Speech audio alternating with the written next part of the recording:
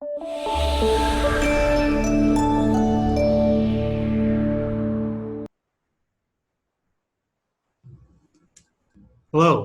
welcome to boberdoo. This is Dan Cercio. I'm the Chief Information Security Officer here at boberdoo.com. I've been with Boberdoo for about 4 months or so, and I think I am concerned with the same thing that many folks are concerned with in the industry, and that's avoiding the dreaded data breach or preventing a data breach. So again, welcome, and today we'll talk about how risk management can prevent a data breach. Let's talk about why we might want to do that. What is the impact of a data breach? I think we all can agree that it's very bad. It can be very costly for a business to experience that, to the tune of millions of dollars. Hundreds of dollars per record that might be disclosed in a data breach. So that can those costs can add up very, very quickly. Those costs are composed of a number of different things. The amount that you might have to spend to investigate and remediate a breach, incident response costs, post-breach communications and notifications that might be required, huge fines by regulatory bodies that you might dictate that we need to have better practices in place, and so all of the penalties that could come along with that, as well as the costs of litigation that might follow a data breach. So again, those costs can increase very rapidly. So we want to avoid that risk. We want to avoid the risk of a data breach, but can we prevent it? And we'll talk a little bit about what that asterisk means at the end of the title slide here, and maybe we'll find out what role risk management can play in helping us on that front. And then I'll show you how to do a simple risk assessment, something that anyone can do. A few basic steps to help to assess your risk and manage it down. We want to, of course, decrease our risk.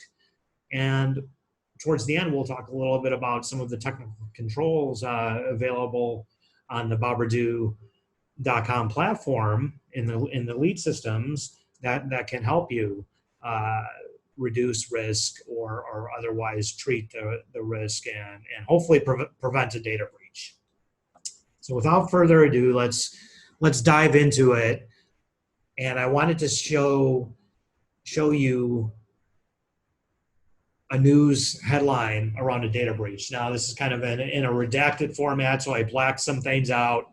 If you read through it, you might be able to tell what company this was referring to, but that's not really important because a breach could happen to any company, large or small.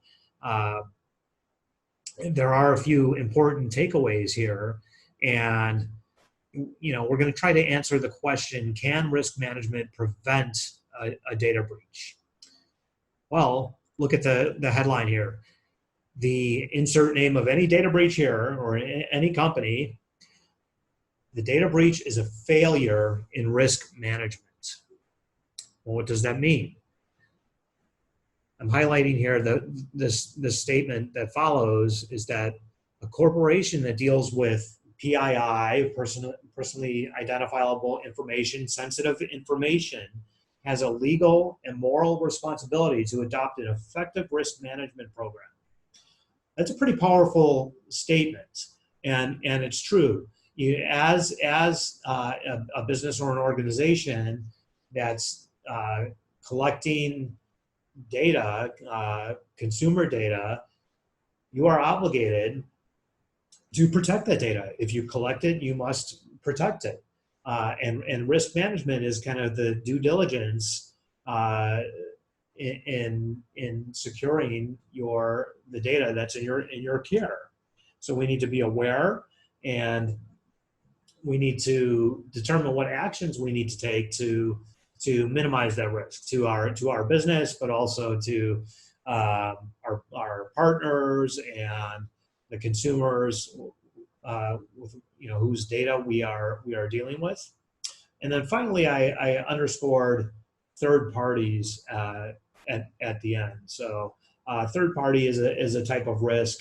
It's a really hot topic in many of the regulations that we're seeing, CCPA and GDPR. It's a huge component of that. How do we manage that risk when we have data that's being collected, processed, consumed, reported in a number of different systems across different organizations? It can become very complex, and it's risky business. So I think it's clear that a data breach is something we want to prevent or avoid, and we're going to talk now a little bit about how risk management might be able to help you do that. So before we get there, let's talk about what is risk. Let's define it. And here's a pretty simple definition, but I've highlighted the terms that we're going to see throughout this entire presentation. There's several themes here that you'll see, and we'll kind of connect the dots and figure out how they relate to one another. But essentially, a risk is a probability or a likelihood that a threat can cause damage or a loss to your business, whether that's system downtime or up into and including a disclosure in a data breach. So damage is the impact that it can cause, right?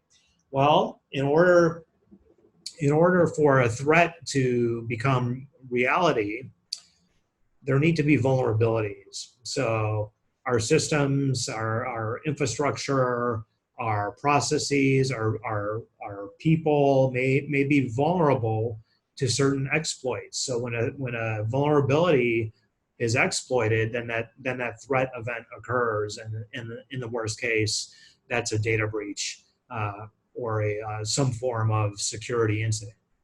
Now, risk also considers that we might be able to avoid or prevent these things or reduce our risk through our actions. What can we do to minimize that impact or that damage if a security incident were to occur with the data in our care?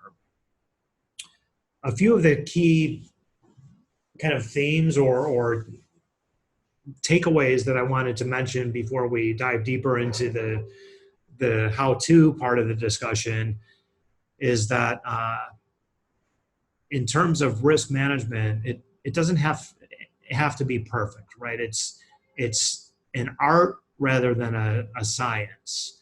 So depending on your experience with risk management, perhaps you haven't thought much about it at all, or if you're in the insurance industry or you're an insurance company, you are probably deeply in tune with risk management. That's the entire the basis of that industry. So regardless as to what you know about risk management, it is important, I think, for all organizations. You need to be aware of the risks. So ignorance isn't bliss. What you don't know about can come back to bite you. So part of the risk management process is an assessment where we attempt to surface and identify the risks that are relevant to our business model or our application or the process where we're trying to manage that risk. It's a moving target also. So it requires continuous care and feeding, continuous attention. You do your risk assessment, you come back and look at it, see what's changed. Perhaps new risks have entered the environment or your risk profile has changed. So it evolves, and it's not something that you do once and forget about. You need to keep it on the radar. And I suppose that how much attention you pay to risk management depends on your organization's risk appetite.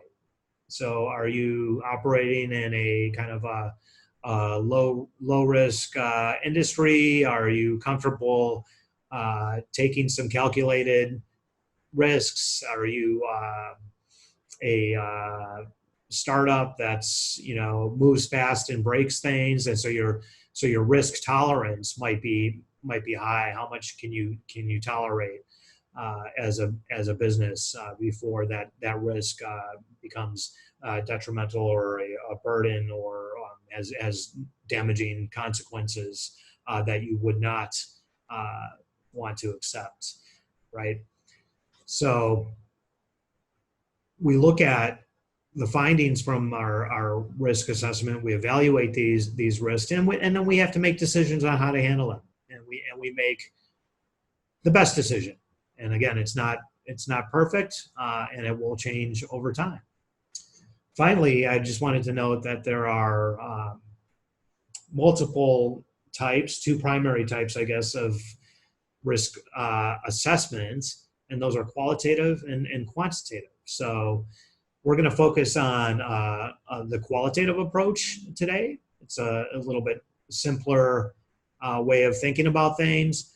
Quantitative has more to do with nailing down precise dollar amounts around the costs associated with various risk activities and pulling those levers and seeing how that impact really translates to the bottom line.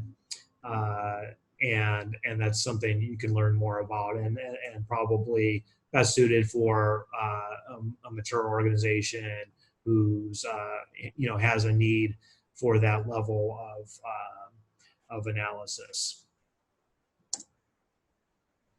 So risk management sounds like if we want to do it, why do we want to do it, or why might we need to do it?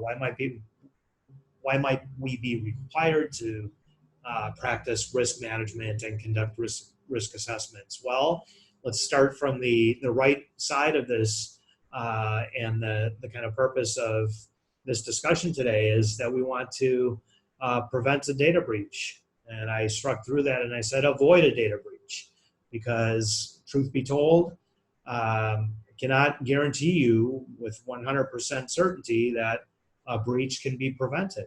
It happens. It happens to thousands of companies, large and small. But there are things that we can do to protect the confidentiality, integrity, and the availability of our data, our applications, and our business services to avoid a breach, or minimize the likelihood that one would occur. Moving left, it might be required. So certain regulations or frameworks could require that you are practicing risk management, conducting at least annual risk assessments for your critical applications. HIPAA is one of those. PCI, NIST is the cybersecurity framework that recommends risk management and risk assessment practices as part of a good security program and framework to protect consumer information. We need to have these things. And finally, you want to protect your assets. What is it that's important to your organization? What has value? Is it your revenue streams? Is it all of the information and data that you hold in your databases, customer data? Your employees are assets, or your facilities, your IP. All of these things are areas where we might want to do a little risk management and find out, how we can reduce the risk to those assets and avoid loss or damage to those assets. So when we talk about risk management, we're primarily interested in achieving two goals. We want to reduce the probability of bad things happening. So a bad thing, a data breach, or other security incident. We often refer to probability as likelihood. Has it happened before? Is there a slim chance that we might have an incident or a breach? Or is it highly likely? Is it happening now? Has it happened in the past? So we want to reduce the probability of bad things happening. We also want to minimize the damage or the impact that these bad events can have on our business if they do happen. So if there is a data breach, we want to do a little damage control, and we need to do that before it happens, and we can achieve that through risk management. I mentioned on one of the previous slides that risk management is an important component of many security best practices and frameworks, as well as regulations. Here's an example.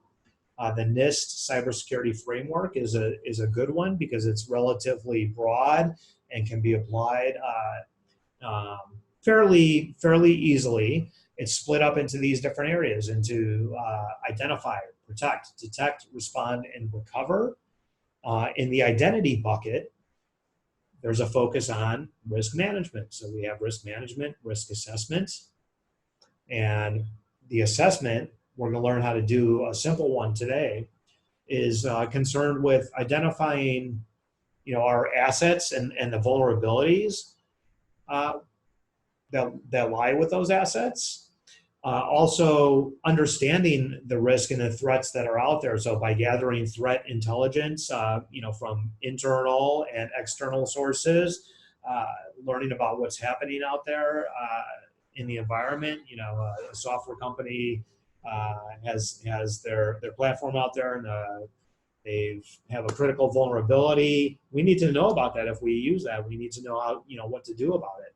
And also assessing the likelihood, the impact, bringing all of these things together, and then figuring out what we're gonna do about that. This is communicating and working with the stakeholders in your organization to understand how your application or your data or your employees or devices or infrastructure may be exposed to risk, and determining what the organization's appetite and tolerance is for that. So let's dive right into a risk assessment. This is the key component within risk management that will give you kind of a view or an awareness of your risk and help guide you in doing something about it to reduce or mitigate or treat that risk.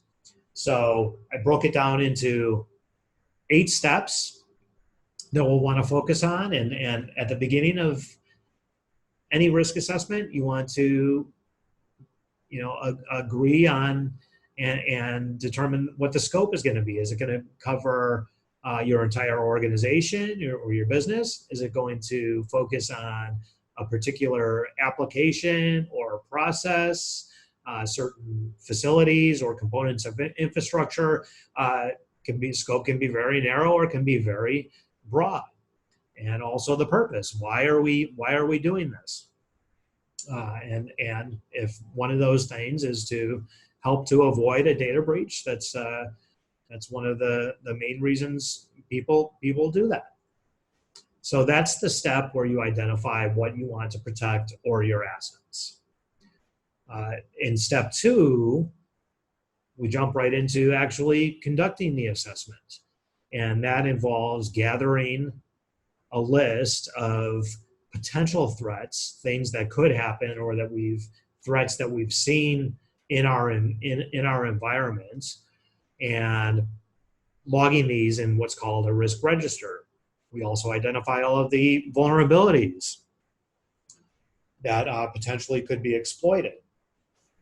So this information is all filtered into what we call the risk register. It could be a database. It could be a software platform. There's plenty of companies out there that provide risk management services, software as a service, or even consulting engagements to help you navigate this. For our purposes of a simple assessment, we are going to use a spreadsheet, good old-fashioned spreadsheet.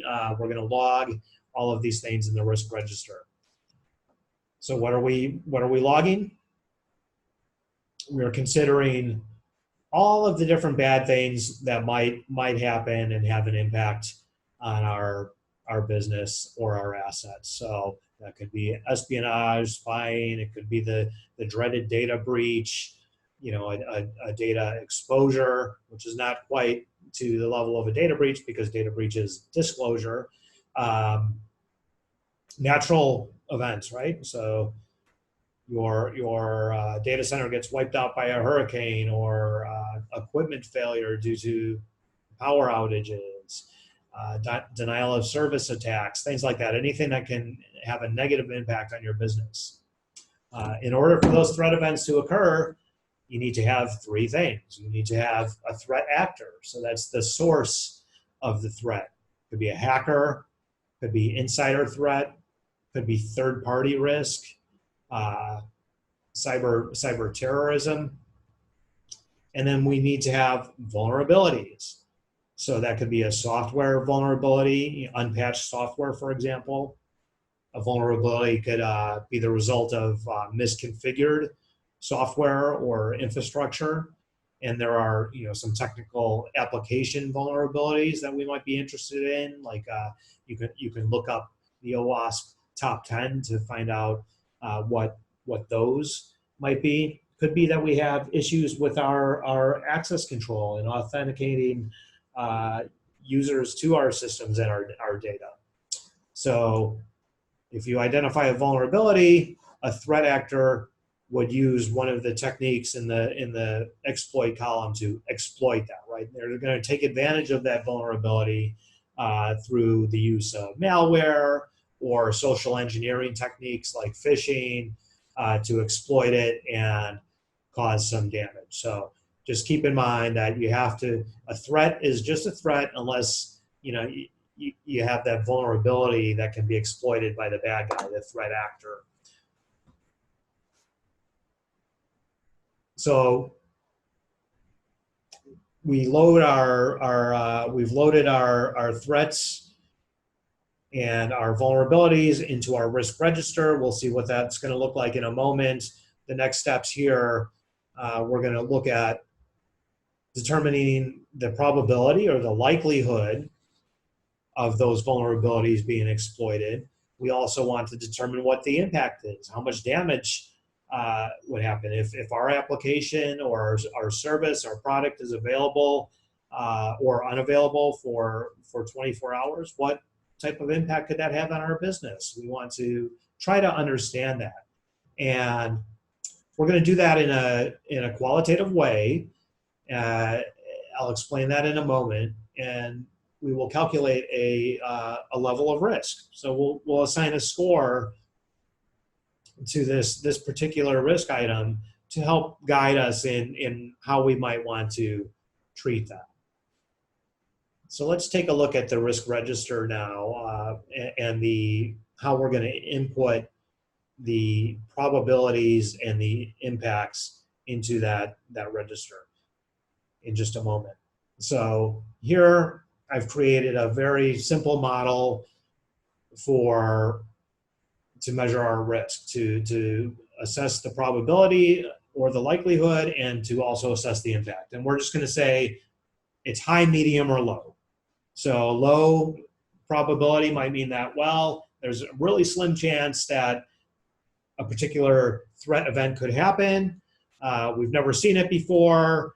We have controls in place that would make it unlikely. It's a low probability, probably won't happen. Or it could be a high probability. Yeah, we've seen it before. It could be happening now. We're constantly under attack.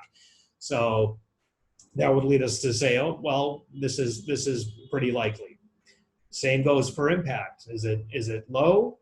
If your system is down for a period of time, maybe that's okay. Maybe it's not a critical customer-facing system, or perhaps it's a very high impact. Perhaps if there's a data breach, impact would be high because you stand to lose millions of dollars potentially, or or quite a large sum of money.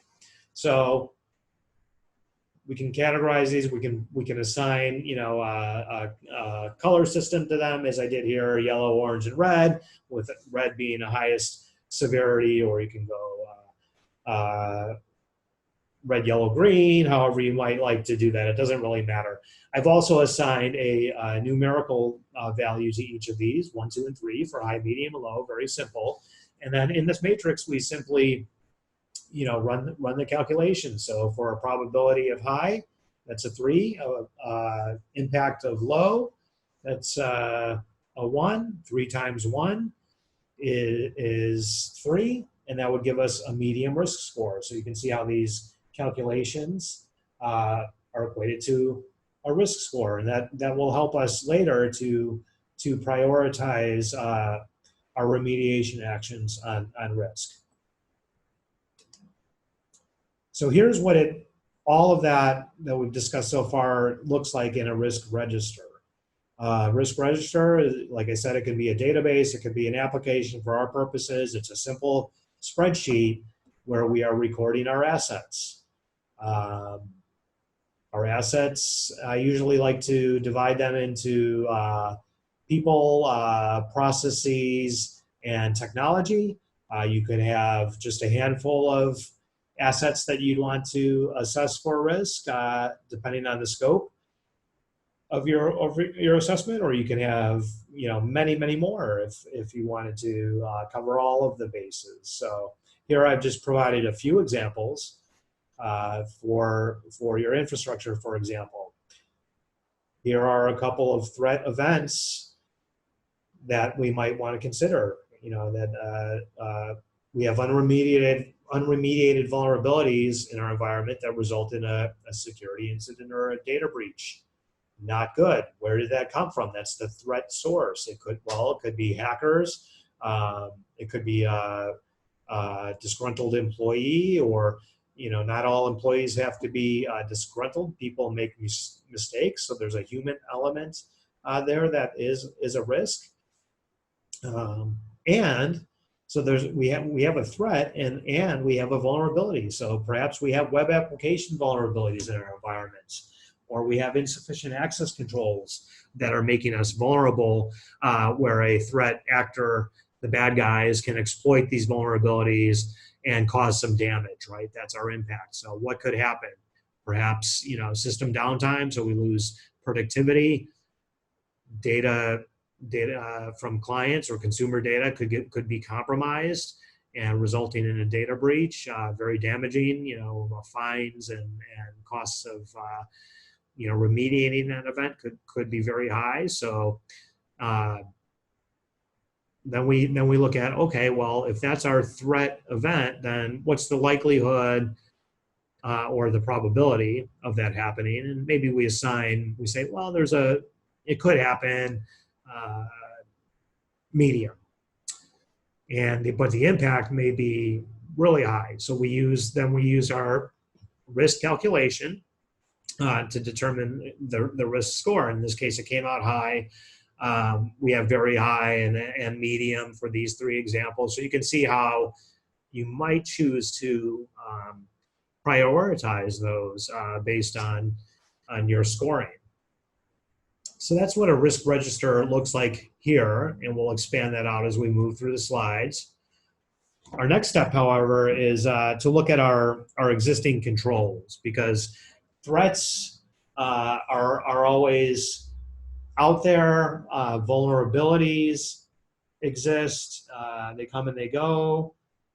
And we have, perhaps we already have controls in place. Controls can be thought of as our safeguards, things that we can be doing in our environment to minimize the probability or the impact of a threat event occurring. So let's talk a little bit about technical controls and how we assess those, how that plays into our risk assessment here.